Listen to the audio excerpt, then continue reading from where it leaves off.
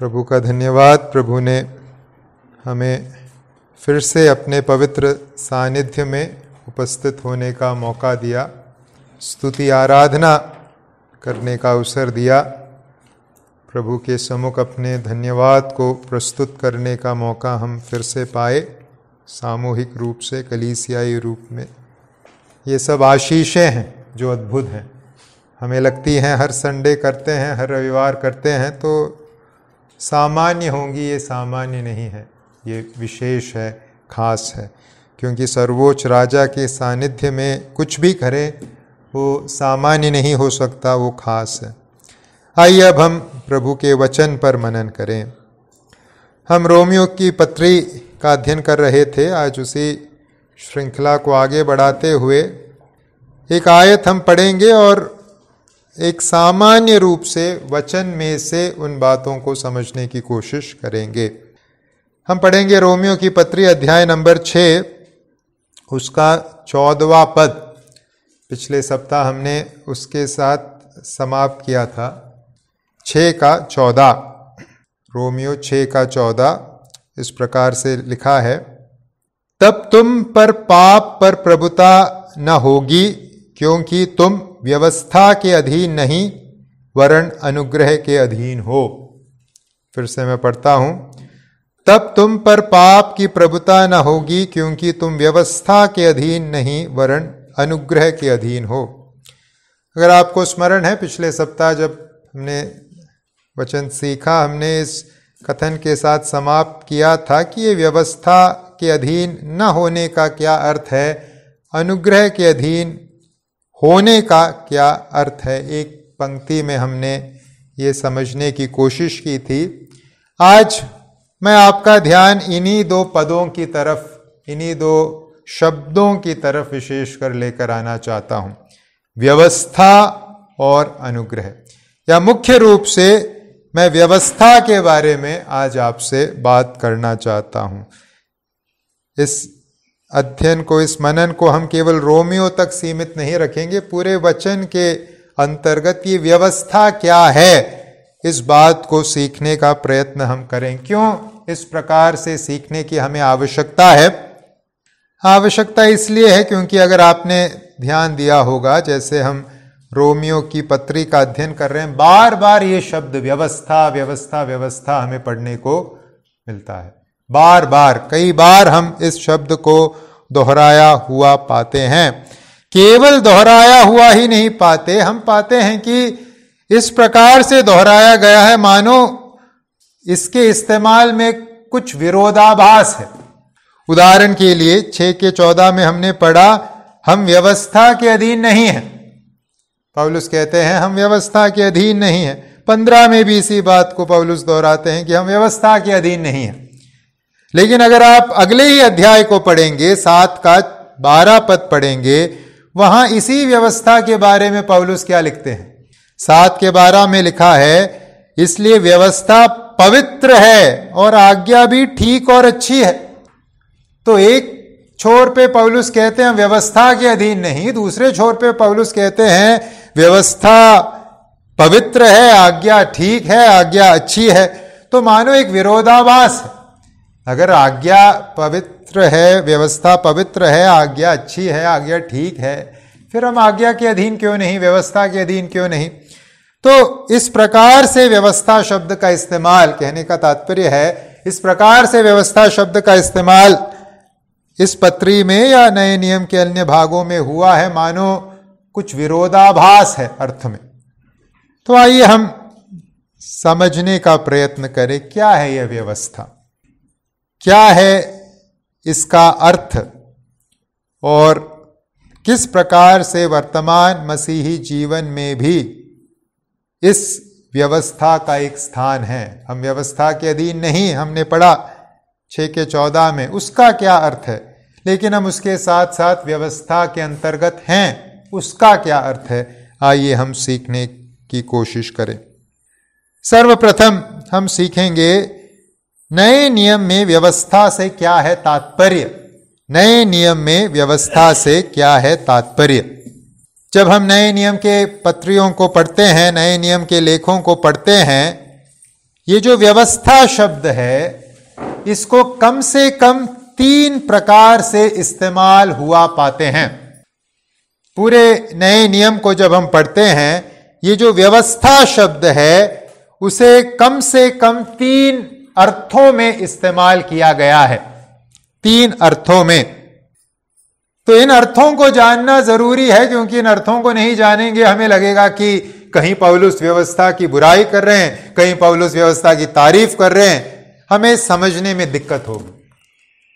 हमारी समझ तभी स्पष्ट होगी जब हमें समझ आएगा कि ये जो व्यवस्था शब्द है, इसका इस्तेमाल अलग अलग अर्थों के अंतर्गत किया गया है। तभी हम तालमेल बैठा पाएंगे कि कहीं नकारात्मक कथन बताया गया व्यवस्था के बारे में, कहीं सकारात्मक, उसे कैसे एक साथ समझें। जब अर्थ समझेंगे तभी समझ पाएंगे।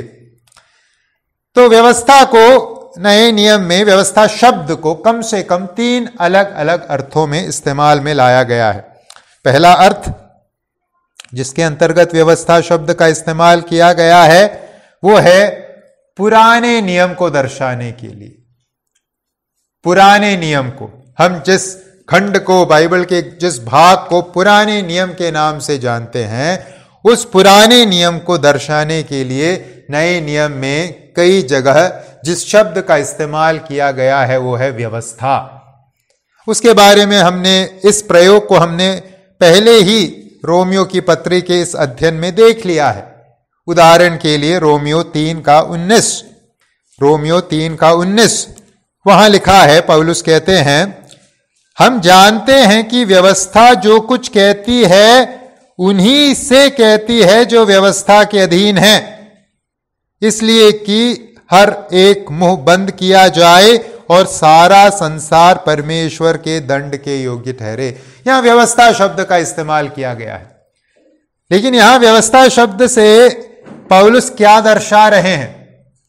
इससे पहले या 10 से 18 तक लिखी गई बातें, 10 से 18 तक क्या है, कौन सी बातें हैं? 10 की शुरुआत किस प्रकार से होती है? जैसा लिखा है। जैसा लिखा है मतलब कहां लिखा है? पुराने नियम में लिखा है। और अगर आप 10 से लेकर 18 तक के आयतों को ढूंढें पुराने नियम में कहां कहां लिखा है, आप पाएंगे पुराने नियम के अलग अलग भागों में से पौलुस वचन ले रहे हैं और कह रहे हैं कि व्यवस्था में ऐसा लिखा है। उदाहरण, आप इस बात को समझने के लिए आप अपने बाइबल के नीचे जो फुटनोट है उसे देखिएगा, आपको समझ आ जाएगा कहां कहां से भाग पौलुस ने लिया है। हिंदी बाइबल के नीचे आप देख सकते हैं 10 से 12 तक के आयतों को कहां से लिया गया है? भजन 14 से, भजन 53 से लिया गया है। 15 से 17 तक के भाग कहां से लिए गए हैं? यशाया से लिया गया है। तो यशाया, भजन इत्यादि पुस्तकों में से जिन बातों को उद्धृत पौलुस इन आयतों में कर रहे हैं, उसे किस नाम से जता रहे हैं? व्यवस्था। तो व्यवस्था से क्या है तात्पर्य? व्यवस्था से तात्पर्य है पूरा, संपूर्ण पुराना नियम। पुराने नियम के लिए जिस एक शब्द का इस्तेमाल बाइबल में किया गया है वो है व्यवस्था। यही नहीं, व्यवस्था शब्द का एक दूसरा प्रयोग भी हम नए नियम में पाते हैं। व्यवस्था शब्द का जो दूसरा प्रयोग है वो है पुराने नियम के चुनिंदा भाग, पुराने नियम के कुछ भाग, मतलब संपूर्ण पुराना नियम व्यवस्था के रूप में दर्शाया गया है और पुराने नियम के कुछ भागों को व्यवस्था नाम से दर्शाया गया है। उदाहरण के लिए हम पढ़ेंगे मत्ती का सुसमाचार अध्याय नंबर 5 उसका 17। मत्ती रचित सुसमाचार अध्याय नंबर 5 17। वहां प्रभु यीशु मसीह क्या कहते हैं? प्रभु कहते हैं, यह ना समझो कि मैं व्यवस्था या भविष्यद्वक्ता की पुस्तकों को लोप करने आया हूं। लोप करने नहीं परंतु पूरा करने आया हूं। तो पुराने नियम के लिए प्रभु यीशु मसीह 2 शब्दों का इस्तेमाल करते हैं, एक है व्यवस्था और दूसरा भविष्यद्वक्ताओं की पुस्तकें। तो व्यवस्था से क्या तात्पर्य है? इस प्रयोग के अंतर्गत व्यवस्था से तात्पर्य है पुराने नियम के कुछ भाग, व्यवस्था प्लस भविष्यद्वक्ताओं की पुस्तकें इक्वल टू पुराना नियम।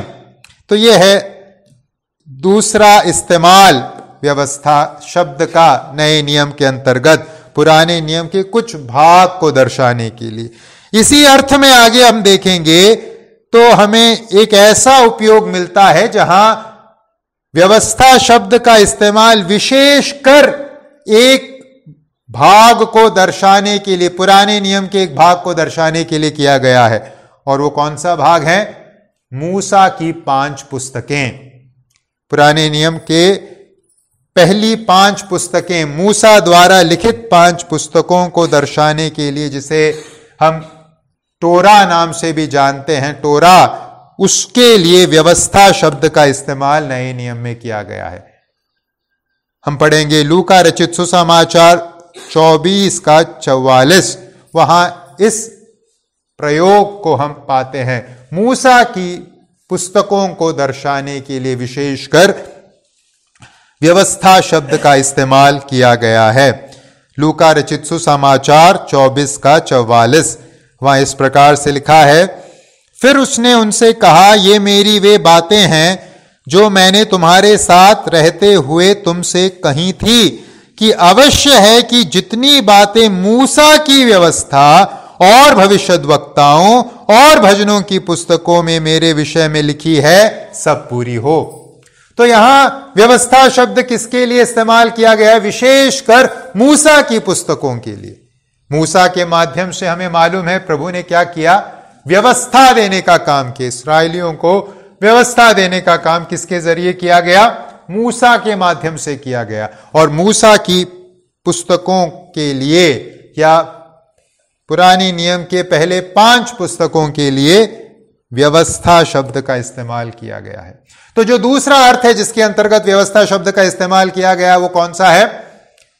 पुराने नियम के कुछ भाग को दर्शाने के लिए या विशेषकर मूसा की 5 पुस्तकों को दर्शाने के लिए व्यवस्था शब्द का इस्तेमाल किया गया है। तो अब तक हमने 2 प्रयोग देखे व्यवस्था शब्द के का प्रयोग, जिसको हम नए नियम में पाते हैं। पहला प्रयोग कौन सा प्रयोग है? संपूर्ण पुराने नियम के लिए व्यवस्था शब्द का इस्तेमाल किया गया है। और दूसरा प्रयोग है पुराने नियम के कुछ भागों को दर्शाने के लिए या खासकर विशेषकर मूसा द्वारा लिखित 5 पुस्तकों को या वचन के बाइबल के पहले 5 पुस्तकों को दर्शाने के लिए व्यवस्था शब्द का इस्तेमाल किया गया है। तो जब भी आप व्यवस्था शब्द को पढ़ते हैं नए नियम के संदर्भ में, इन 2 अर्थों के अंतर्गत समझने की कोशिश कीजिएगा। ये समझने की कोशिश कीजिएगा कि यहां जहां मैं पढ़ रहा हूं व्यवस्था शब्द को, वहां इन दोनों में से कौन सा अर्थ सटीक बैठता है।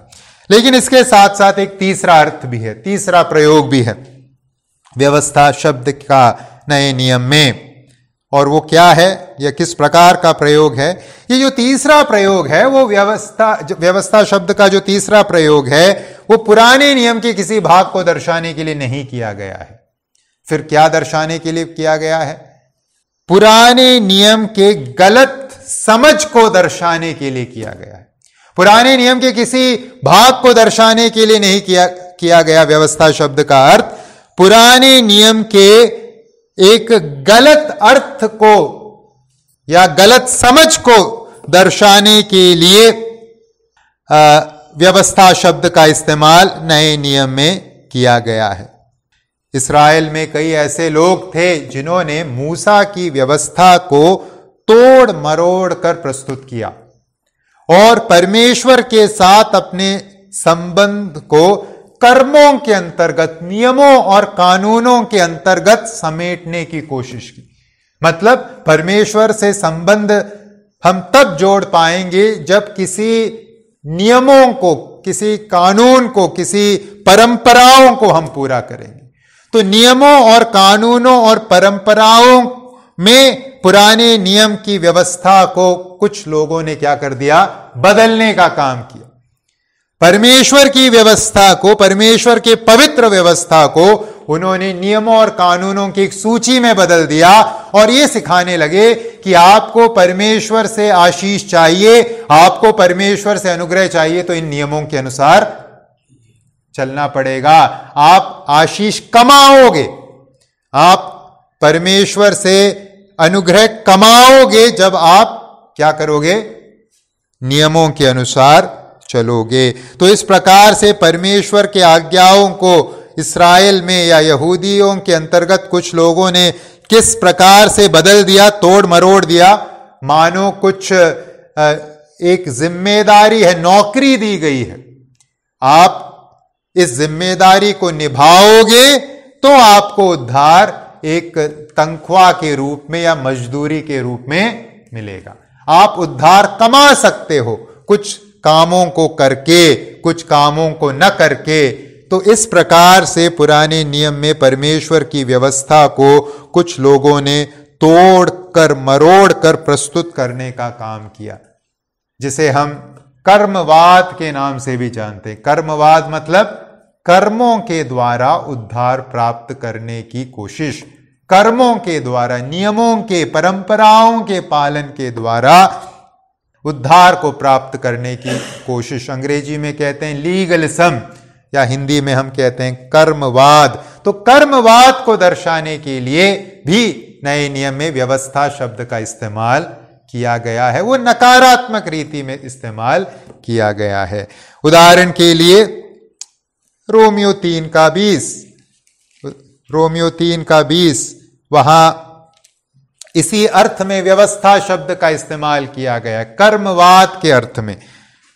रोमियो 3:20 में लिखा है, क्योंकि व्यवस्था के कामों से कोई प्राणी उसके सामने धर्मी नहीं ठहरेगा। यहां व्यवस्था से क्या तात्पर्य है, वो जो धार्मिक प्रणाली जो यहूदियों ने अपने लिए बना ली थी, जहां उन्होंने बहुत सारे नियम बना लिए, ये करो, ये करो, ये करो, ये मत करो, ये मत करो, ये मत करो। अगर तुम सभी नियमों का पालन कर लोगे तो तुम उद्धार प्राप्त कर लोगे। पौलुस कहते हैं व्यवस्था के कामों से कोई प्राणी परमेश्वर के सामने धर्मी नहीं ठहरेगा। आप अपने आप को परमेश्वर के सामने स्वीकार योग्य नियमों और कानूनों और परंपराओं को पूरा करके नहीं ठहरा सकते। इसी इस्तेमाल को गलातियों के पत्री 2:16 में भी हम पाते हैं। गलातियों की पत्री अध्याय नंबर 2 उसका 16, वहां क्या लिखा है, गलातियों 2:16 वहां लिखा है, तो भी यह जानकर कि मनुष्य व्यवस्था के कामों से नहीं पर केवल यीशु मसीह पर विश्वास करने के द्वारा धर्मी ठहरता है। हमने आप भी मसीह यीशु पर विश्वास किया कि हम व्यवस्था के कामों से नहीं पर मसीह पर विश्वास करने से धर्मी ठहरे, इसलिए कि व्यवस्था के कामों से कोई प्राणी धर्मी न ठहरेगा।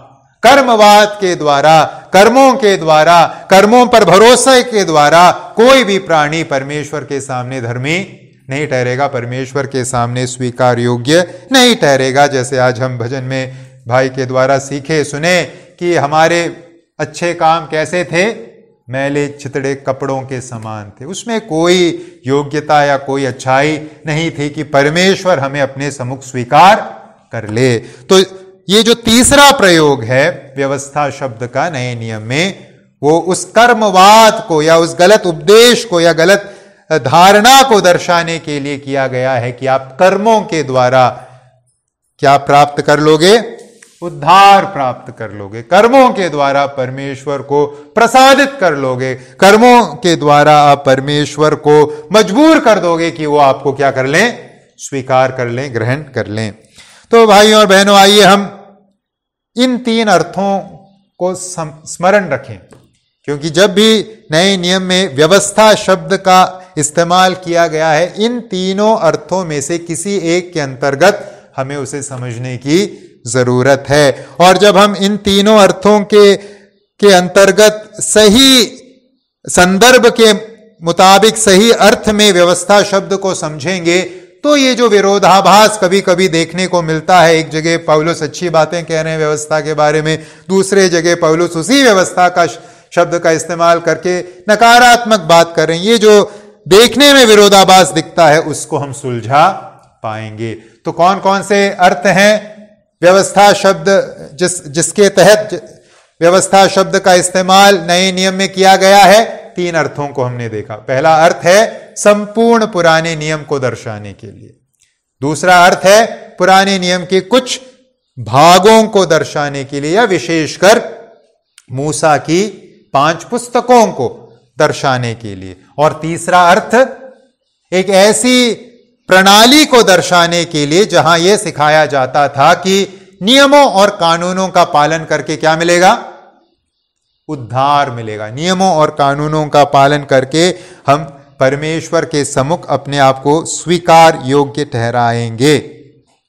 तो आइए हम इन 3 अर्थों के अंतर्गत व्यवस्था शब्द को संदर्भ के मुताबिक समझने की कोशिश करें।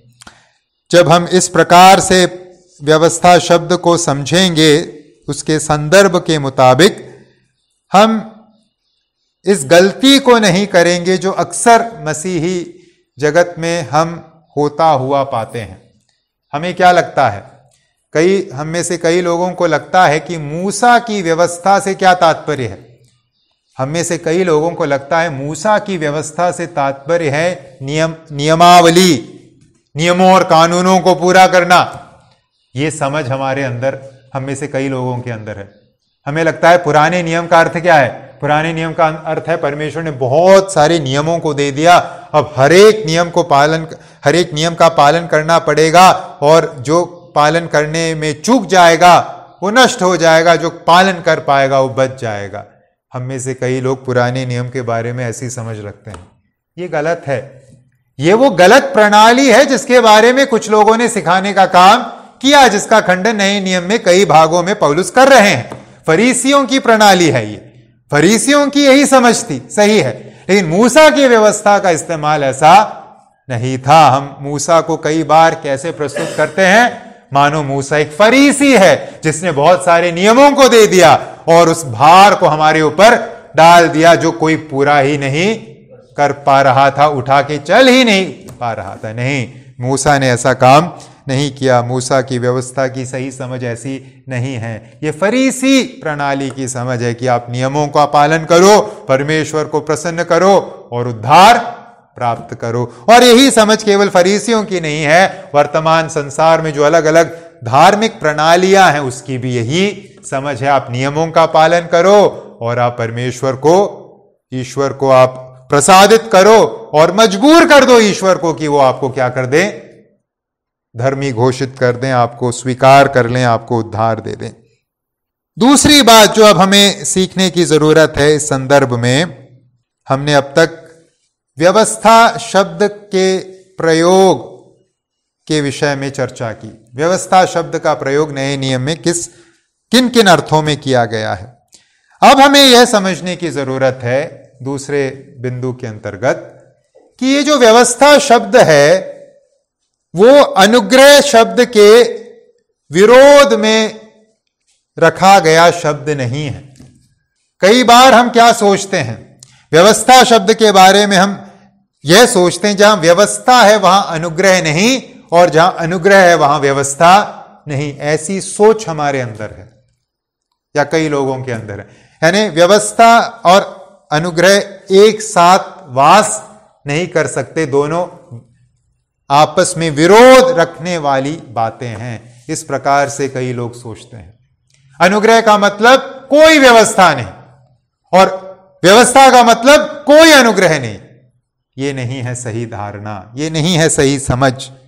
आइए व्यवस्था शब्द का किस प्रकार से इस्तेमाल किया गया है ये समझ प्राप्त करने के बाद अब हम समझें कि व्यवस्था और अनुग्रह का अपने आप में क्या संबंध है। जब हम बाइबल के विश्वास को परखते हैं, उत्पत्ति की पुस्तक से शुरू करके प्रकाशित वाक्य की पुस्तक तक, हम पाते हैं कि व्यवस्था का दूसरा एक शब्द क्या होगा व्यवस्था के लिए? नियम या जिम्मेदारियां और नियमों का अनुग्रह के साथ एक बहुत नजदीकी संबंध है। जिम्मेदारियों और नियमों का या व्यवस्था का अनुग्रह के साथ कैसा संबंध है? बहुत नजदीकी संबंध है। ऐसा नहीं है कि अनुग्रह है, हमारा उद्धार अनुग्रह से हुआ इसलिए अब कोई नियम नहीं, कोई कानून नहीं, कोई जिम्मेदारी नहीं, मन चाहे तरीके से जीवन जियो। ये नहीं है मसीही जीवन और ये नहीं है बाइबल का विश्वास। अनुग्रह और व्यवस्था या जिम्मेदारियों का आपस में कैसा संबंध है? एक निकटतम संबंध है, एक निकटतम संबंध है। जब हम बाइबल के विश्वास को अदन की वाटिका से शुरू करके हम प्रकाशित वाक्य की पुस्तक तक देखते हैं, बाइबल के विश्वास को हम 3 तरीके से देख सकते हैं। सबसे पहले आदम के संदर्भ में, आदम के संदर्भ में क्या था उसका विश्वास, या परमेश्वर से उसे क्या कर्तव्य मिला था। आइए हम पढ़ें उत्पत्ति 2 का 15 से 17।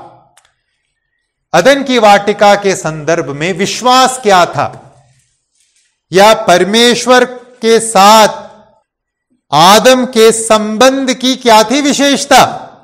उत्पत्ति 2 का 15 से 17 इस प्रकार से लिखा है, तब प्रभु परमेश्वर ने आदम को लेकर अदन की वाटिका में रख दिया कि वह उसमें काम करे और उसकी रक्षा करे। और प्रभु परमेश्वर ने आदम को यह आज्ञा दी, तू वाटिका के सब वृक्षों का फल बिना खटके खा सकता है, पर भले या बुरे के ज्ञान का जो वृक्ष है उसका फल तू कभी न खाना, क्योंकि जिस दिन तू उसका फल खाएगा उसी दिन अवश्य मर जाएगा। तो यहां हम आदम को दिए गए उस विश्वास के विषय वस्तु को देखते हैं। आदम के विश्वास, आदम को दिए गए विश्वास की विशेषता क्या है। इन आयतों के अंतर्गत हम कम से कम 2 पहलू देखते हैं। एक, अनुग्रह का पहलू। क्या है अनुग्रह का पहलू? परमेश्वर ने अपने अनुग्रह के माध्यम से, अनुग्रह के कारण आदम को बनाया, आदम को उस वाटिका में रखा और अपने अनुग्रह के चलते आदम को क्या दी? स्वतंत्रता, छूट। किस बात की छूट? तू वाटिका के सब वृक्षों का फल बिना खटके खा सकता है। बताइए, इस वाटिका का मालिक कौन था? परमेश्वर। वाटिका के वृक्ष किसने लगाए? परमेश्वर ने। उन वृक्षों को फलवंत किसने किया? परमेश्वर ने। लेकिन अब परमेश्वर आदम को क्या कह रहे हैं? तू वाटिका के सब वृक्षों का फल बिना खटके खा सकता है। मैंने तेरे लिए मेहनत की है, मैंने तेरे लिए वाटिका तैयार की, उसमें वृक्ष लगाए, वृक्ष उत्पन्न किए, उसे फलदायक बनाया। अब तू क्या कर? जिसमें से खाना चाहता है उसमें से तू खा। इसे आप अनुग्रह नहीं तो क्या कहेंगे? आपने इसके लिए इतनी भी मेहनत नहीं की, लेकिन आप किस किस में से खा सकते हैं? जो मन चाहा है उसमें से खाइए। यह है अनुग्रह। लेकिन अनुग्रह के साथ क्या है? व्यवस्था। क्या है व्यवस्था? तो वाटिका के सब वृक्षों का फल बिना खटके खा सकता है, पर एक व्यवस्था भी है, एक नियम भी है। वो क्या है? भले या बुरे के ज्ञान का जो वृक्ष है उसका फल तू कभी ना खाना, क्योंकि जिस दिन तू उसका फल खाएगा उस दिन अवश्य मर जाएगा। तो परमेश्वर ने आदम और हव्वा को एक अनुग्रह के, बहुतायत में अनुग्रह की अवस्था में रखा, स्वर्ग के माहौल में रखा, हर प्रकार की छूट दी, जो खाना है खाइए, लेकिन एक नियम के अंतर्गत रखा, एक व्यवस्था के अंतर्गत प्रभु ने उन्हें वहां रखा, एक जिम्मेदारी सौंपी कि भले और बुरे के ज्ञान के वृक्ष का फल तू मत खाना। तो बाइबल का जो विश्वास है, अदन की वाटिका से अगर हम परखें, उसमें ये दोनों पहलू शामिल है, अनुग्रह भी है और व्यवस्था भी है। अनुग्रह के माहौल में व्यवस्था। प्रभु ने यह नहीं कहा कि इस वाटिका में 100 वृक्ष हैं, 99 का फल तू मत खाना, केवल 1 का फल तू खा सकता है। वो होने से हम नहीं कहेंगे कि अनुग्रह के माहौल में व्यवस्था दी गई। नहीं, अगर वैसा होता आंकड़ा तो अनुग्रह वहां नहीं होता, वहां सख्ती होती।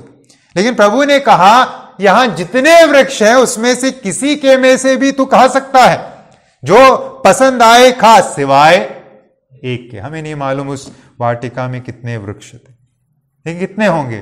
बहुत आयत में होंगे, हर प्रकार के होंगे। वो किसी में से भी खा सकता था सिवाय एक।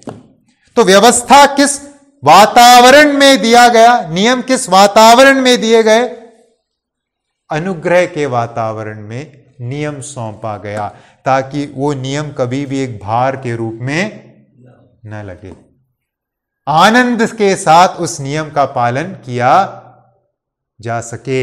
उस प्रकार से परमेश्वर ने आदम और हव्वा को नियम दिया अनुग्रह के माहौल में।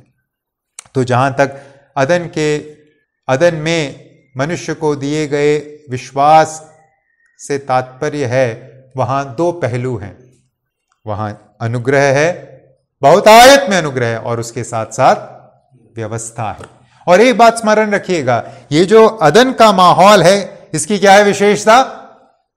इस माहौल की विशेषता यह है कि अब तक मानव जाति में पाप ने प्रवेश नहीं किया। मतलब ये जो व्यवस्था है, या ये जो अवस्था है, अदन की अवस्था है, ये सिद्ध अवस्था है, इसमें कोई कमी नहीं है। तो व्यवस्था का मतलब ये नहीं कि कमी घटी है, व्यवस्था किसी कमी को दर्शाने वाली अवस्था नहीं है। पाप के प्रवेश से पहले ही जो माहौल है, जो सिद्ध माहौल है, उसमें अनुग्रह है प्लस व्यवस्था है।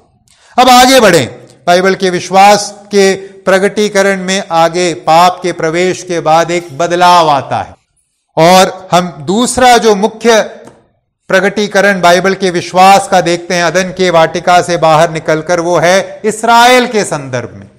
इस्राएल को परमेश्वर ने एक विश्वास दिया मूसा के माध्यम से, या पुराने नियम का जो विश्वास, उसमें क्या हम पाते हैं?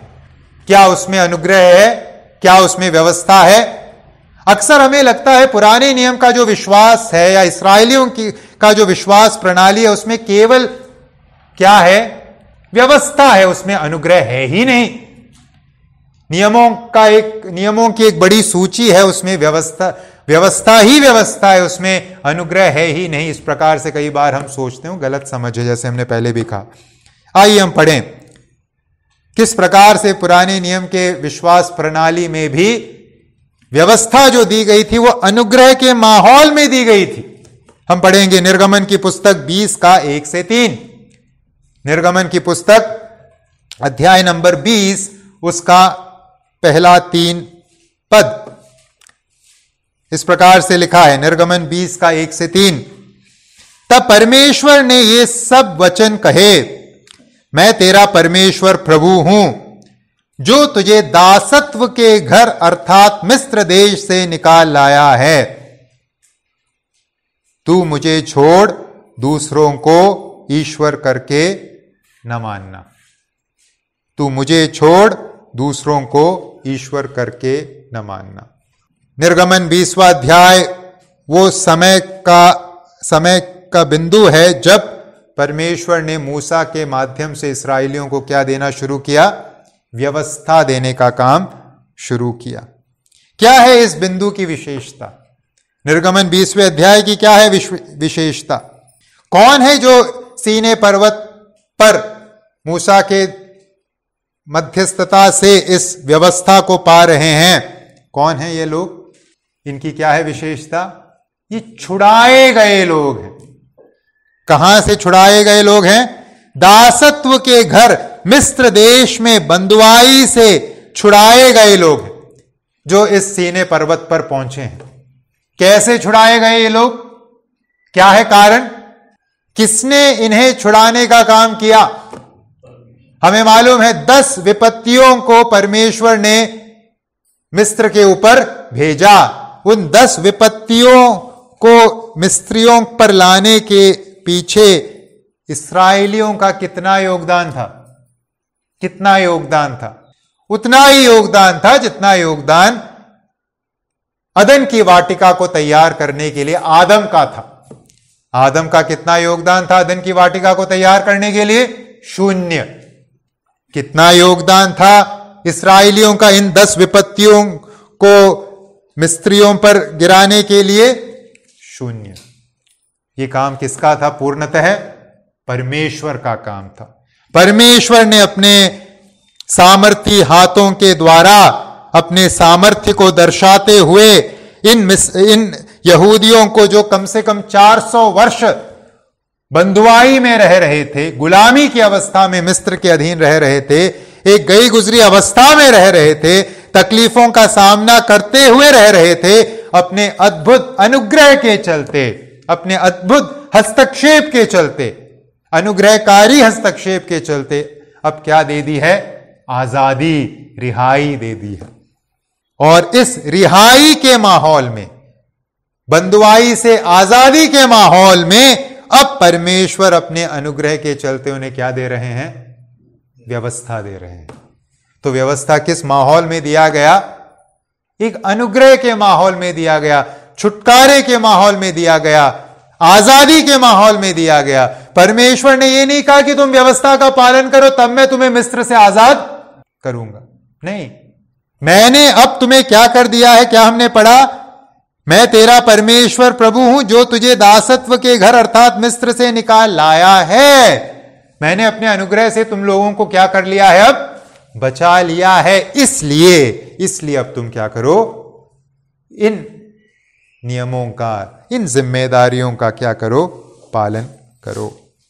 तो जिस प्रकार से हमने अदन में विश्वास के बारे में देखा, उसी प्रकार से हम पुराने नियम के विश्वास प्रणाली में भी क्या देखते हैं? उन्हीं दो पहलुओं को देखते हैं। अनुग्रह और था एक साथ क्या कर रहे हैं? वास कर रहे हैं। अनुग्रह है और अनुग्रह के माहौल में व्यवस्था है। चाहे अदन में देखिए पाप आने से पहले, या मूसा के जमाने में या इस्राएलियों के जमाने में पाप आने के बाद देखिए, दोनों जगह आप व्यवस्था को किस माहौल में पाते हो? अनुग्रह के माहौल में। तुम पर अनुग्रह हुआ है इसलिए अब तुम व्यवस्था का पालन करो। एक चीज यहां हमें समझने की जरूरत है, जब परमेश्वर ने मूसा के द्वारा व्यवस्था इस्राएलियों को दी, परमेश्वर इस्राएलियों को एक नए बंधुआई में नहीं धकेल रहे थे। ऐसा मत सोचिएगा कि परमेश्वर इस व्यवस्था के द्वारा इस्राएलियों को एक नए बंधुआई में धकेल रहे हैं, एक बंधुआई से आजादी और दूसरे बंधुआई में प्रवेश। नहीं, ये नई बंधुआई नहीं थी। फिर क्या था? यह इस बात का सबूत था कि पुरानी बंधुआई से अब वो क्या हो गए हैं? आजाद हो गए। उनके आजादी का चिन्ह था कि अब उनके पास परमेश्वर की सेवा करने का मौका है, परमेश्वर के नियमों का पालन करने का मौका है। ये जो नियमावली व्यवस्था मूसा के माध्यम से परमेश्वर ने रिहाई प्राप्त इस्राएलियों को दी, इस उद्देश्य से दिया कि वो जाने कि अब रिहाई का जीवन किस प्रकार से जीना चाहिए। अब तक वो बंधुआई का जीवन जी रहे थे, रिहाई का जीवन, स्वतंत्रता का जीवन अब तक उन्होंने नहीं जिया। अब उन्हें इस बात की समझ होनी चाहिए कि अब हम छूट चुके हैं तो अब क्या करें। इसीलिए परमेश्वर ने यह व्यवस्था दी ताकि उन्हें समझ आए कि अब रिहाई का जीवन किस प्रकार से जीना चाहिए। रिहाई के जीवन को फलवंत बनाने के लिए, स्वतंत्रता के जीवन को फलवंत बनाने के लिए क्या करना चाहिए, क्या करना नहीं चाहिए, इस बात की समझ देने के लिए ही परमेश्वर ने मूसा के द्वारा क्या दिया? व्यवस्था को दिया। परमेश्वर उनके ऊपर एक एक्स्ट्रा या अतिरिक्त बोझ नहीं लाद रहे थे, उनके जीवन को फलवंत बनाने के लिए इस कार्य को कर रहे थे। तो हम क्या सीख रहे हैं? हम सीख रहे हैं कि जहां तक बाइबल के विश्वास का सवाल है, पुराने नियम में हमने देखा कि जो विश्वास प्रणाली को हम पाते हैं अदन में या यहूदियों के संदर्भ में, दोनों प्रणालियों में दो बातें हैं कॉमन, सामान्य। क्या है? व्यवस्था अनुग्रह के संदर्भ में दिया गया, अनुग्रह प्लस व्यवस्था दोनों क्या कर रहे हैं? एक साथ वास कर रहे हैं। यह है खरा विश्वास। खरा विश्वास में दोनों आप अनुग्रह और व्यवस्था को पाएंगे। अगर इसमें से केवल एक को आप रखेंगे तो वो खरा विश्वास नहीं है कि हां अनुग्रह, परमेश्वर सब माफ कर देंगे, अनुग्रह है। यही कुछ लोगों ने पौलुस से पूछा कि क्या हम पाप करते रहें, क्योंकि परमेश्वर तो अनुग्रहकारी है, वो सब कुछ माफ कर देगा, पाप करते रहें ताकि अनुग्रह बहुतायत में पाएं। नहीं, आपने खरे विश्वास को अब तक नहीं समझा। यह इसका दूसरा छोर है, आपने अनुग्रह को क्या कर दिया? परे कर दिया। सब कुछ व्यवस्था नियमावली के अंतर्गत लाके रख दिया। ये करो, ये करो, ये करो, ये करो, ये मत करो, ये मत करो, ये मत करो, ये मत करो। इसके अंतर्गत आपने खरे विश्वास को सीमित करने की कोशिश की, जैसे यहूदियों ने, आगे चलकर फरीसियों ने, या फिर उस पक्ष ने जो कलीसिया में भी अपना प्रभाव छोड़ने की कोशिश, अपना प्रभाव छोड़ने का कोशिश जिस पक्ष ने किया कि यीशु मसीह के साथ साथ हमें मूसा के नियमों का भी पालन करना पड़ेगा, ऐसा एक पक्ष था जिसके विरोध में पौलुस गलातियों की पत्री लिखते भी हैं। तो जो खरा विश्वास है भाइयों और बहनों, उसकी शुरुआत कहां से होती है? अनुग्रह से। लेकिन वो अनुग्रह दिया किसके लिए गया है? ताकि हम परमेश्वर के नियमों का पालन करें, परमेश्वर की व्यवस्था के अंतर्गत चलें। इस बात को आइए हम समझें। तो जहां तक खरे विश्वास प्रणाली का सवाल है, वहां क्या क्या मिलेगा? पहले अनुग्रह, और उस अनुग्रह के माहौल में व्यवस्था। और इसी फॉर्मूला को आगे अब नए नियम में लेकर आएंगे, तो नए नियम के विश्वास प्रणाली पर भी यही बात लागू होती है। नए विश्वास में जो हमें, नए नियम के अंतर्गत जो विश्वास हमें मिला है, वो विश्वास अनुग्रह ही से हमें मिला है। इफिसियों की पत्री 2:8, विश्वास के द्वारा अनुग्रह ही से तुम्हारा उद्धार हुआ है। हमने जो उद्धार है कमाया नहीं, हमने उद्धार सेंतमेंत प्राप्त किया है। और जैसे आज सुबह हमने भजन के संदर्भ में भी सुना, हमने विश्वास भी अनुग्रह से प्राप्त किया है। ये जो विश्वास हमने किया वो भी हमारा नहीं है, वो प्रभु की ओर से प्राप्त विश्वास, दिया गया विश्वास। विश्वास भी प्रभु का, उद्धार भी प्रभु का। केवल प्राप्त करता कौन है? हम लोग। लेकिन जब पौलुस कहते हैं विश्वास के द्वारा अनुग्रह ही से तुम्हारा उद्धार हुआ है, ये कर्मों के द्वारा नहीं कि कोई घमंड करे। इसके बाद इफिसियों 2 में पौलुस कहते हैं क्यों ये अनुग्रह के द्वारा हमें विश्वास मिला, उद्धार मिला, क्यों, किस कारण के लिए? अगर आप इफिसियों की पत्री 2:10 पढ़ेंगे, वो कारण वहां पौलुस बताते हैं। ये अनुग्रह क्यों दिया गया, ये विश्वास क्यों दिया गया, ये उद्धार क्यों दिया गया, फ्री में, सेंतमेंत। 10वें आयत में लिखा है, इफिसियों 2:10, क्योंकि हम उसके बनाए हुए हैं और मसीह यीशु में उन भले कामों के लिए सृजे गए जिन्हें परमेश्वर ने पहले से हमारे करने के लिए तैयार किया। तो क्यों अनुग्रह मिला है हमें, क्यों उद्धार दिया गया है हमें? उन कामों को पूरा करने, उन जिम्मेदारियों को पूरा करने, उस व्यवस्था को पूरा करने जो परमेश्वर ने मेरे लिए और आपके लिए पहले से तैयार कर रखा है। यही है मसीही विश्वास भी। परमेश्वर से मुझे अनुग्रह मिला है ताकि अब मैं परमेश्वर के कार्यों को कर सकूं। जब मैं परमेश्वर के अनुग्रह के बाहर था, जब मैं शैतान के शिकंजे में था, मैं परमेश्वर के कार्यों को करने में क्या था? असमर्थ था। मेरे में वो सामर्थ्य नहीं थी, मेरे में वो क्षमता नहीं थी कि मैं परमेश्वर के कार्यों को कर पाऊं, भले कामों को कर पाऊं, जैसे हमने पिछले सप्ताह रोमियो 6 में से सीखा भी। लेकिन अब जब अनुग्रह हम पा चुके हैं, शैतान के उस बंधुआई से आजादी प्राप्त कर चुके हैं, पाप के उस सामर्थ्य से रिहाई प्राप्त कर चुके हैं, अब हम क्या करने के लिए योग्य बना दिए गए हैं? उन भले कामों को करने के लिए, उस व्यवस्था को निभाने के लिए जो प्रभु ने मेरे लिए, आपके लिए रखा है।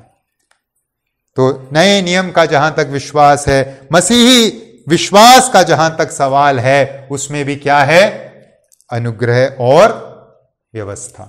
अब सवाल है, ये जो व्यवस्था है नए नियम में मसीही विश्वास के अंतर्गत, वो क्या है? किस प्रकार की है ये व्यवस्था? अदन की वाटिका में क्या थी व्यवस्था? अदन की वाटिका की व्यवस्था क्या थी? भले और बुरे के ज्ञान के वृक्ष के फल को तुम मत खाना। ये थी अदन की वाटिका में व्यवस्था। मूसा के अंतर्गत या इस्राएलियों के लिए क्या थी व्यवस्था? मूसा द्वारा दी गई वो लंबी व्यवस्था। अब सवाल है, मेरे लिए आपके लिए क्या है व्यवस्था? मेरे लिए आपके लिए क्या है व्यवस्था? जैसे पुराने नियम के व्यवस्था के बारे में कई प्रकार की गलतफहमियां हैं, वैसे ही नए नियम के व्यवस्था के बारे में भी बहुत सारी गलतफहमियां हैं। हम सोचते हैं उद्धार के द्वारा अनुग्रह के द्वारा हमारा उद्धार तो हो गया, अब मसीही जीवन को हम क्या कर देते हैं, कुछ नियमों में क्या कर लेते हैं, बांध लेते हैं। कई बार इस मंच से हमने इस बात को सीखा है। हाँ मैं बाइबल पढ़ता हूँ, हाँ मैं प्रार्थना करता हूँ, हाँ मैं कलीसिया आता हूँ, हाँ मैं दान देता हूँ, हो गया काम खत्म, बाकी जो करना है करो। हम भी उसी दोष में जा गिरते हैं जिस विषय को लेकर फरीसी दोषी ठहराए गए।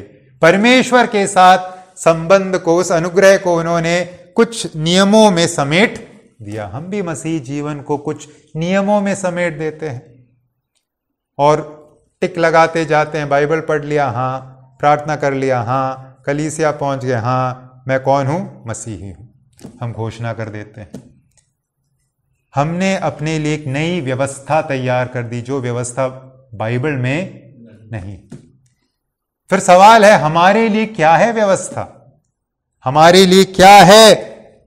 किस काम के लिए परमेश्वर ने हमें अनुग्रह दिया है? क्या है वो जिम्मेदारी? आइए हम पढ़ें मत्ती का सुसमाचार अध्याय नंबर 22, 34 से आगे के पद। मत्ती रचित सुसमाचार अध्याय नंबर 22, 34 से आगे। वहां इस प्रकार से लिखा है, जब फरीसियों ने सुना कि यीशु ने सदूकियों का मुंह बंद कर दिया तो वे इकट्ठा हुए। उनमें से एक व्यवस्थापक ने उससे परखने के लिए उससे पूछा, हे गुरु, व्यवस्था में कौन सी आज्ञा बड़ी है? उसने उससे कहा, तू परमेश्वर अपने प्रभु से अपने सारे मन और अपने सारे प्राण और अपनी सारी बुद्धि के साथ प्रेम रख, और उसी के समान यह दूसरी भी है कि तू अपने पड़ोसी से अपने समान प्रेम रख। ये ही दो आज्ञाएं सारी व्यवस्था और भविष्यद्वक्ताओं का आधार है। तो क्या है मसीही व्यवस्था? मेरे लिए, आपके लिए क्या है व्यवस्था? कौन कौन से नियम पालन करें? अब जब प्रभु से अनुग्रह मिल चुका है, क्या क्या करें?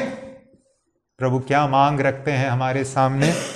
क्या है परमेश्वर की मांग मुझसे और आपसे? अब मैंने अपना अनुग्रह तुम्हारे जीवन में दर्शाया, अब मैंने तुम्हें पाप की गुलामी से आजादी दी, अब मैंने तुम्हें अपना बेटा बेटी बनाया, अब तुम क्या करो? क्या है मांग? मुझसे प्रेम करो। यह है परमेश्वर की व्यवस्था मेरे लिए, आपके लिए। तू परमेश्वर अपने प्रभु से अपने सारे मन और अपने सारे प्राण और अपनी सारी बुद्धि के साथ प्रेम रख। यह है परमेश्वर की मांग मुझसे और आपसे, प्रेम की मांग। पिता हमसे क्या चाहता है? मैंने तुम्हें अपना संतान बनाया, लहू बहाकर मैंने तुम्हें अपना बेटा बेटी बनाया, अब तुम मुझसे क्या रखो? प्रेम रखो। यह है प्रभु की उम्मीद मुझसे और आपसे। यह है व्यवस्था जो मुझे और आपको निभानी है। यहां जब यीशु मसीह ने यह कथन इस व्यवस्थापक को उत्तर के रूप में दिया, यीशु मसीह क्या कर रहे हैं? हर एक उस प्रयत्न का खंडन कर रहे हैं या हर एक उस प्रयत्न को नष्ट कर रहे हैं जो इस दिशा में किया जाता है कि मसीह विश्वास को किसी नियम के अंतर्गत बांध लिया जाए। प्रभु यीशु मसीह इस उत्तर के द्वारा हर एक ऐसे प्रयत्नों को क्या कर रहे हैं? खंडन करते हुए उसे नष्ट कर रहे। नहीं, आप मसीही विश्वास को कुछ नियमों के अंतर्गत बांध नहीं सकते। मसीही विश्वास का हृदय कहां है? मसीही विश्वास के हृदय में क्या है? मसीही विश्वास के हृदय में है संबंध, परमेश्वर के साथ मनुष्य का संबंध। और उस संबंध का आधार क्या होना चाहिए? प्रेम। प्रभु ने मुझसे प्रेम किया, मेरे लिए अपने आप को दे दिया, अब इस समझ को प्राप्त करने के बाद अब मैं प्रभु से क्या करूं? प्रेम। यही है मसीही व्यवस्था, यही है मसीही नियमावली। अगर आप ध्यान दें इन पदों को, व्यवस्थापक ने आकर प्रश्न क्या पूछा था? व्यवस्थापक ने आके प्रश्न जो पूछा था वह था कि सबसे बड़ी आज्ञा क्या है। लेकिन प्रभु ने जब उत्तर दिया, प्रभु ने क्या कहा? बड़ी आज्ञा नहीं, फिर क्या कहा? सबसे बड़ी और प्रथम आज्ञा, बड़ी और मुख्य आज्ञा तो यही है। सवाल केवल बड़ी आज्ञा कौन सी है पूछा गया। एक्चुअली मुख्य आज्ञा के लिए सही अनुवाद होगा प्रथम आज्ञा, फर्स्ट कमांड। प्रथम, मुख्य मतलब प्रथम, मुख्य अतिथि मतलब प्रथम अतिथि। तो जहां तक व्यवस्थापक का सवाल है वो बड़ी आज्ञा पूछ रहा था, लेकिन प्रभु ने उसे सही करते हुए उत्तर में यह भी जोड़ा कि सबसे पहली उम्मीद मेरी तुमसे क्या है। मैं तुमसे क्या उम्मीद करता हूं? प्रभु हमसे क्या उम्मीद रखते हैं? हम क्या क्या करें? यहां कोई नियमावली नहीं है। प्रभु ने एक उम्मीद रखी है, हम क्या करें? प्रेम। अपने सारे मन, अपने सारे प्राण और अपनी सारी बुद्धि के साथ हम प्रभु से प्रेम करें। भाई और बहनों, यह है परमेश्वर की उम्मीद मुझसे और आपसे। यहां जब प्रभु ने कहा अपने सारे मन, सारे प्राण, सारी बुद्धि से मुझसे प्रेम कर, इसका मतलब क्या है? इसका मतलब है यीशु मसीह मुझे पसंद है कहना नहीं। पसंद तो कई चीजें हैं, लेकिन हृदय से, मन से, प्राण से, बुद्धि से परमेश्वर से प्रेम करने का मतलब क्या है? समझ बूझ कर, निर्णय लेकर, इरादा बनाकर परमेश्वर से प्रेम करना, यीशु मसीह से प्रेम करना। मुझे बहुत सारी चीजें पसंद है, उसमें यीशु मसीह भी मुझे पसंद है, ये नहीं है यीशु मसीह से प्रेम करने का मतलब। यीशु मसीह से प्रेम करने का मतलब है आपने समझा कि यीशु ने आपके लिए क्या किया। आपने इस बात का इरादा बना लिया कि अब यीशु ने मुझसे प्रेम किया है, अपने आप को देकर प्रेम किया है, अब मैं भी उद्देश्यपूर्ण तरीके से इरादा बनाकर क्या करूंगा? यीशु से प्रेम करूंगा, ये जानते हुए कि यीशु से प्रेम करके जो जीवन जीना है उसमें कई तकलीफें आएंगी। ये जानने के बावजूद मैं क्या करूंगा? अब सारे मन, सारे प्राण, सारी बुद्धि से मैं अपने प्रभु से प्रेम करूंगा। देखिए, जब प्रभु ने हमसे ये मांग रखी, हमारे सामने ये मांग रखी कि तुम मुझसे प्रेम करो, सारे मन, प्राण, आत्मा के साथ प्रेम करो, प्रभु ने हमें सर्वप्रथम अपने अनुग्रह के चलते इस प्रेम को दर्शाने के लिए तैयार किया है। कैसे?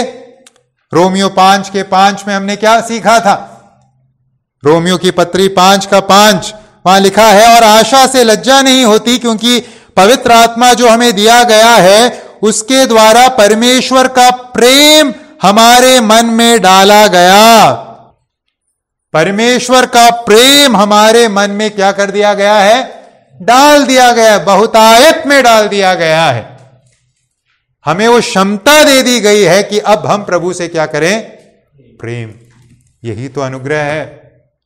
परमेश्वर ने हमें इस आज्ञा, इस व्यवस्था को निभाने के लिए तैयार कर दिया है, क्षमता दे दी है, और अब हमसे कह रहे हैं कि तुम मुझसे प्रेम करो, तुम मुझसे प्रेम करो। प्रभु से प्रेम करने का मतलब क्या है? प्रभु से प्रेम करने का मतलब ये नहीं कि हम ये सवाल पूछे कि हाँ, यीशु का बनने के लिए मिनिमम क्या करना होगा। हम यही सवाल पूछते हैं अक्सर कि मिनिमम क्या करना पड़ेगा। हर सप्ताह आना पड़ेगा कलीसिया? 1 सप्ताह की छूट मिल सकती है, 2 सप्ताह आने से चलेगा क्या? विश्वास करना काफी नहीं है, डुबकी भी लगानी होगी, विश्वास से नहीं चलेगा क्या? कई लोग पूछते हैं। मिनिमम बताइए, मिनिमम, न्यूनतम बताइए, न्यूनतम क्या करना पड़ेगा। जहां प्रेम है वहां न्यूनतम क्या है ये पूछा नहीं जाता कि मिनिमम क्या करना पड़ेगा बताइए। ज्यादा बहुत मैं नहीं कर सकता, जो बुनियादी है बता दीजिए, मैं वो कर लूंगा। वो विश्वास नहीं है। हमने प्रभु का प्रेम भी नहीं जाना, ना ही हम प्रभु से प्रेम करते हैं। जहां प्रेम है वहां ये नहीं पूछा जाता मिनिमम क्या करें। जहां प्रेम है क्या पूछा जाता है? प्रभु आपको प्रसादित करने के लिए मैं क्या करूं? मैं खाऊंगा पीऊंगा वो भी मैं इस सवाल को पूछकर करूंगा कि इससे मेरा प्रभु प्रसादित हो रहा है या नहीं, क्योंकि मैं प्रभु से प्रेम करता हूं। प्रेम को आप किसी नियमों के अंतर्गत बांध नहीं सकते। प्रेम में नियम है। मैंने कहा बाइबल पढ़ना, प्रार्थना करना, कलीसिया में आना, मसीही जीवन को आप इनके अंतर्गत समेट नहीं सकते। लेकिन इसका मतलब ये नहीं कि जब आप प्रभु से प्रेम करेंगे आप बाइबल ही नहीं पढ़ेंगे, आप प्रार्थना ही नहीं करेंगे, आप कलीसिया में ही नहीं आएंगे। ये नहीं है इसका मतलब। आप प्रेम करते हैं इसलिए वचन पढ़ेंगे, आप प्रेम करते हैं इसलिए कलीसिया में आएंगे, आप प्रेम करते हैं इसलिए प्रार्थना करेंगे। प्रेम वो कारण बन जाएगा, वो भावना बन जाएगी जो आपको प्रभु की सेवा के लिए, हर काम को करने के लिए प्रेरणा देगी। वो है मसीही जीवन। प्रेम से प्रेरित होकर, परमेश्वर के प्रति प्रेम से प्रेरित होकर मैं सब कुछ करता हूं, और किसी इरादे के साथ नहीं, और किसी कारण के चलते भी नहीं। यही तो परमेश्वर के भक्तजनों ने गवाही के रूप में बताया है। दूसरा कुरिन्थियों 5:14 में पौलुस ने क्या कहा? मैं क्यों करता हूं सब कुछ? हमें मालूम है, हमने उस आयत को पढ़ा है बहुत बार। दूसरा कुरिन्थियों 5:14, क्योंकि मसीह का प्रेम हमें विवश कर देता है। मसीह का प्रेम हमें विवश करता है। किसी के सवाल हमें विवश नहीं करते। अरे भाई आप आए नहीं, अरे भाई आप क्या बाइबल पढ़े, क्या आपने प्रार्थना किया? सवालों से विवश होकर कुछ मत कीजिएगा। फिर हम भी क्या बन जाएंगे? फरीसी बन जाएंगे, हम भी सदूकी बन जाएंगे, या परमेश्वर के भाषा में, यीशु मसीह के शब्दों में हम क्या बन जाएंगे? पाखंडी बन जाएंगे। दिखावा करते हैं, हृदय से कुछ नहीं करते। अगर हम प्रभु की सेवा करें तो एक ही कारण के चलते करें। प्रभु का प्रेम, यीशु मसीह का प्रेम मुझे विवश करता है वचन पढ़ने के लिए, प्रार्थना करने के लिए, कलीसिया में आने के लिए, लोगों को यीशु मसीह के बारे में बताने के लिए, और कोई कारण नहीं। पहला यूहन्ना 5:3 में यूहन्ना ने इसी आशय को हमारे सामने प्रस्तुत किया है। पहला यूहन्ना 5:3, क्योंकि परमेश्वर से प्रेम रखना यह है कि हम उसकी आज्ञाओं को माने, और उसकी आज्ञाएं कठिन नहीं। जो परमेश्वर से प्रेम रखता है उसके लिए परमेश्वर की आज्ञाएं क्या नहीं? कठिन नहीं। मुझे मालूम है मेरे जीवन के वो दिन जब कलीसिया जाना मेरे लिए एक भारी सरदर्द हुआ करता था। रविवार के दिन 3-4 घंटे जाके कलीसिया में बैठो, कैसी बर्बादी है मैं सोचता था। लेकिन मेरे माता पिता बहुत सख्त थे, इसलिए मुझे उनके साथ जाना पड़ता था, मजबूरी थी मेरे ऊपर, क्योंकि तब मैंने परमेश्वर के प्रेम को नहीं जाना था। मैं जिस परिवार में जन्मा था उस परिवार के धार्मिक नियमों के अनुसार मैं भी काम कर रहा था, उसमें मुझे इतनी भी रुचि नहीं थी, इतनी भी रुचि। लेकिन आज मैं क्यों ये कर रहा हूं? ना मेरे माता पिता ने मुझसे कहा, ना किसी व्यक्ति ने मुझसे कहा। आज मेरे जीवन में जो कारण है ये सब करने के पीछे, वो क्या हो गया है? बदल चुका है। क्योंकि उस वक्त मैं प्रभु में नहीं था, प्रभु के प्रेम को मैंने नहीं जाना था। आज प्रभु की अनुग्रह के अंतर्गत मैंने प्रभु के प्रेम को जाना, इसलिए ये मेरा आनंद है। और मैं समझता हूं यही हम सब की कहानी होनी चाहिए, क्योंकि यही मसीही जीवन है। प्रभु का प्रेम मुझे विवश करता है प्रभु के आज्ञाओं को मानने के लिए, और जहां प्रेम है वहां आज्ञाएं कठिन नहीं दिखती। तब ये नहीं पूछा जाता मिनिमम में नहीं चलेगा क्या, ये सब करना पड़ेगा क्या, ये नहीं पूछा जाता। वहां प्रभु आप जो चाहते हो मैं आपके लिए करने के लिए तैयार हूं। तो आइए हम अपने आप से पूछें, मसीही जीवन में हम किस व्यवस्था के अनुसार चल रहे हैं? प्रेम की व्यवस्था या और किसी प्रकार की व्यवस्था? हम यहां किस भावना से प्रेरित होकर आए हैं? आज हम सब आए हैं सुबह उठकर तैयार होकर, मेहनत करके, समय खर्च करके, पैसा खर्च करके हम यहां आके बैठे। क्या है प्रेरित करने वाली भावना? क्यों आए? क्या पौलुस के भांति कह पाएंगे कि मसीह का प्रेम हमें विवश करता है, या फिर भाई विवश करते हैं, मम्मी विवश करती हैं, पापा विवश करते हैं, दोस्त विवश करते हैं, या मसीह का प्रेम विवश करते हैं, या मजबूरी विवश करते हैं? कई बार मजबूरी लगती है, नहीं जाएंगे तो कुछ बुरा हो जाएगा, अगर प्रभु गुस्सा हो गए तो, फेल हो गए तो जाना पड़ेगा, मजबूरी है? नहीं, प्रेम। प्रेम है इकलौती व्यवस्था जो मसीही जीवन के अंतर्गत पिता ने हमें दिया है, क्योंकि ये संबंध है, ये धर्म नहीं, ये संबंध है। सृष्टिकर्ता परमेश्वर के साथ प्रेम का संबंध, यही तो है मसीही विश्वास। तो आज हमने क्या सीखा? आज हमने व्यवस्था के अर्थ को बाइबल में से जानने की कोशिश की। नए नियम में व्यवस्था शब्द का इस्तेमाल किस अर्थ में किया गया है, 3 इस्तेमाल को हमने देखा। दूसरी बात हमने देखी, किस प्रकार से व्यवस्था अनुग्रह के विपरीत अवस्था नहीं है। हमने देखा अदन की वाटिका से शुरू होकर नए नियम के पन्नों तक व्यवस्था अनुग्रह के माहौल में ही दिया गया है, चाहे अदन में आदम के दिन हो या फिर मूसा का जमाना हो। अनुग्रह के माहौल में परमेश्वर ने क्या दिया है? व्यवस्था। और मसीही जीवन में भी वही सच्चाई लागू होती है। परमेश्वर से हमने बहुतायत में अनुग्रह पाया और उस अनुग्रह में परमेश्वर ने हमें क्या दिया है? व्यवस्था भी दी है। और क्या है मसीही जीवन की व्यवस्था? क्या क्या करें? बड़ी सूची मत बनाइए, केवल एक है। वो क्या है? उस परमेश्वर से प्रेम जिसने हमारे लिए अपने आप को कलवरी के क्रूस पर बलिदान के रूप में हर प्रकार के बेइज्जती को सहकर चढ़ा दिया, ताकि मेरा और आपका क्या हो जाए? उद्धार हो जाए, हम मुक्ति पाएं, हम स्वर्ग का बेटा बेटी बन जाएं। तो प्रभु हमारी सहायता करे, हम इस सही समझ के साथ अपने मसीही जीवन में आगे बढ़े। प्रभु के नाम की महिमा।